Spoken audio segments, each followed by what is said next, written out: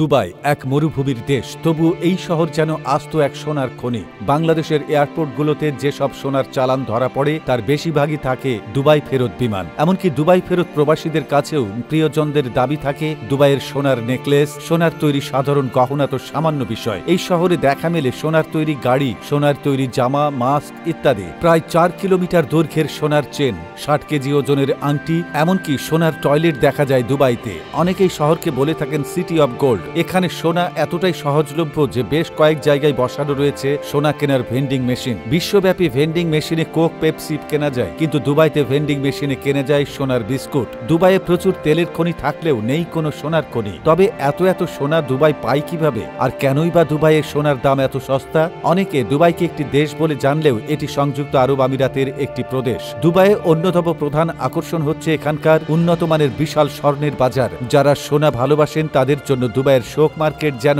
এক স্বপ্নের জায়গা। শোক দুবাইয়ের এমন ঐতিহ্যবাহী মার্কেট যেখানে শুধুমাত্র কেনা বেচা হয় স্বর্ণের। 1940 সাল থেকে মার্কেটে দুবাইয়ের ব্যবসার একটি গুরুত্বপূর্ণ জায়গা দখল করে আছে। বলা হয়ে থাকে শোকে জমাকৃত স্বর্ণের পরিমাণ 10 মেট্রিক টনেরও বেশি। ভৌগোলিকভাবে দুবাইয়ের সাথে আফ্রিকা, এশিয়া ও ইউরোপের যোগাযোগ ভালো হওয়ায় স্বর্ণের ব্যবসায়ী পুরো ফায়দা লুটে তারা। সংযুক্ত আরব আমিরাত আফ্রিকা থেকে অপরিশোধিত সোনা এনে থাকে। আফ্রিকা মহাদেশ জুড়ে রয়েছে 27টিরও বেশি সোনার খনি। আফ্রিকার সোনার সবচেয়ে বড় সংগ্রাহক সংযুক্ত আরব আমিরাত। আফ্রিকার বিভিন্ন দেশ থেকে বিলিয়ন বিলিয়ন ডলার মূল্যের অপরিশোধিত সোনা এনে তা শোধন করা হয় আরব আমিরাতে। দুবাইয়ে রয়েছে বিশ্বমানের সোনা শোধনাগার। অপরিশোধিত সোনা থেকে খাঁটি সোনা বের করার প্রযুক্তি থাকায় দুবাই যেন হয়ে উঠেছে এক সোনার মার্কার। দুবাইয়ের যে সোনা পাওয়া যায় অত্যন্ত খাঁটি হওয়ায় এর বিশুদ্ধতা নিয়ে কোনো প্রশ্ন থাকে না ক্রেতাদের মনে। দুবাইয়ের সব সোনার দোকান সরাসরি সরকার নিয়ন্ত্রিত, তাই সেখানে সোনা কিনে প্রতারিত হবার কোনো ঝুঁকি নেই। এই কারণে বিশ্ববাসীর কাছে সোনা কেনার জন্য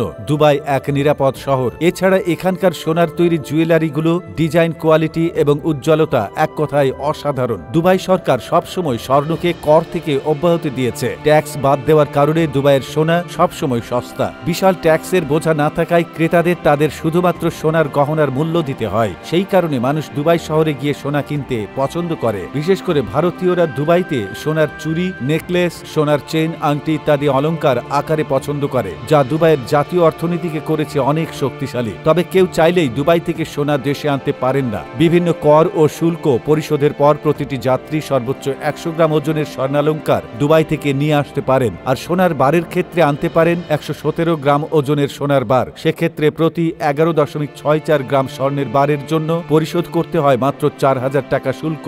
বলা হয়ে থাকে আগামী 20 বছর পর দুবাইয়ের কাছে থাকবে না পর্যাপ্ত তেল। তবে কি এবার তেলের বিকল্প হিসেবে থাকবে এই সোনার বাজার? সে কথা হয়তো সময় বলে দেবে। তো দর্শক, ভিডিওটি ভালো লাগলে লাইক করবেন এবং আমাদের সাথেই থাকবেন। ধন্যবাদ।